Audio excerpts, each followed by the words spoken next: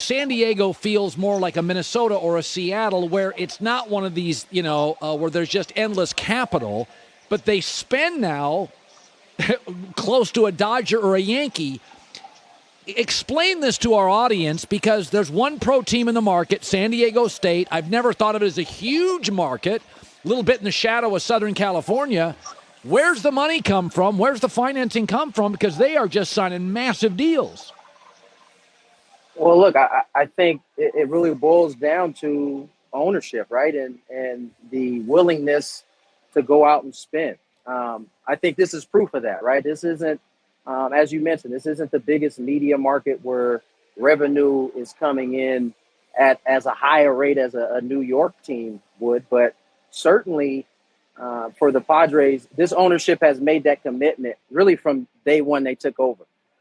They were very honest with the city in terms of the plan and how they would go about getting to this point. And they've held their end of the bargain. And this is further proof that when you have a committed ownership, no matter where you are, you can make things happen. Well, some of it feels like, hey, the Dodgers are so committed that the Padres say, listen, this is the game in our division, and all boats rise here, because every time the Dodgers come to town, they sell out. Is some of this pressure from the Dodgers?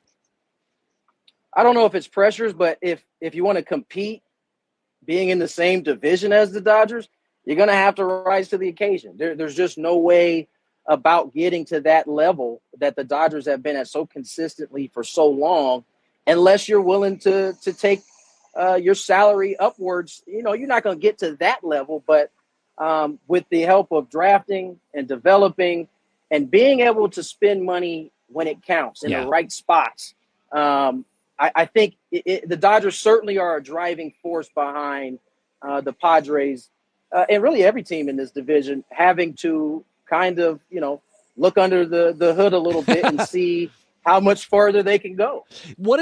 Seriously, give me the top four in the batting order after the trade. What is it going to look like?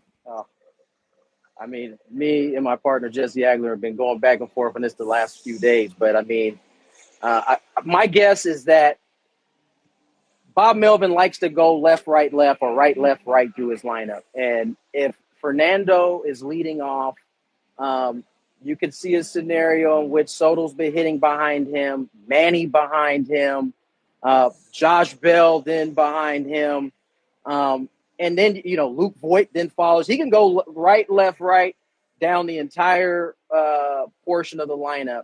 And it would be a daunting task for any rotation. It doesn't matter who we're talking, Dodgers, Mets, to get through a lineup like that without being taxed when they got towards the end of their outing. And, that's where this game is made at now. You get into that bullpen after taxing a starter, you can have some success. We've seen the Padres do it throughout the year so far. You guys are drawing great. I just looked up the attendance numbers today. You're fifth in Major League Baseball.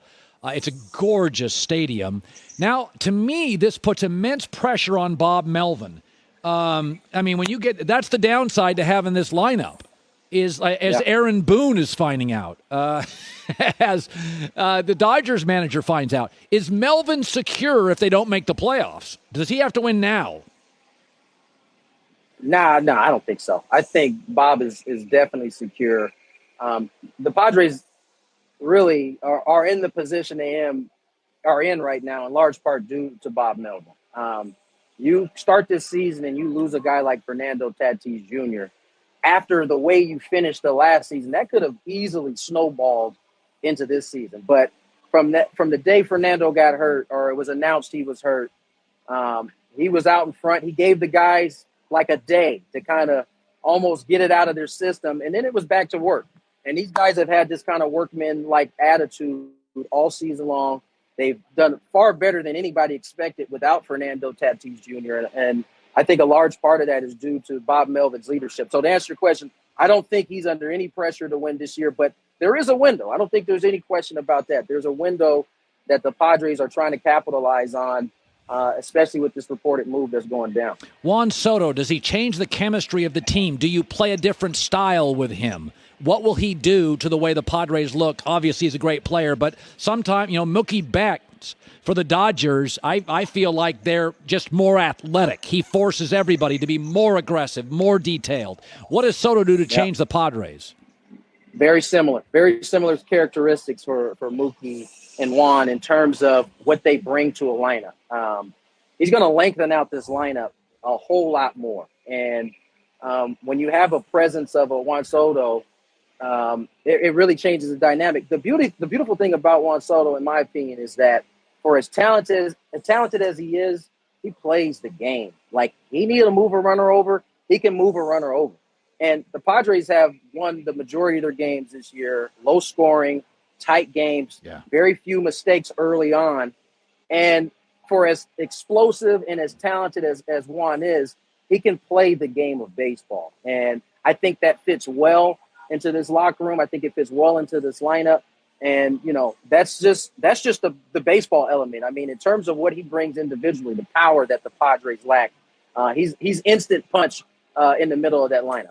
Yeah, you watch that Mets team. They went out and got power a couple weeks ago, right? Like the Yankees have the power. The Dodgers have some of it. Houston's got some. The Mets added some, and now the Padres are adding some. We got a top-heavy sport maybe, but there are 6 or 7 great rosters.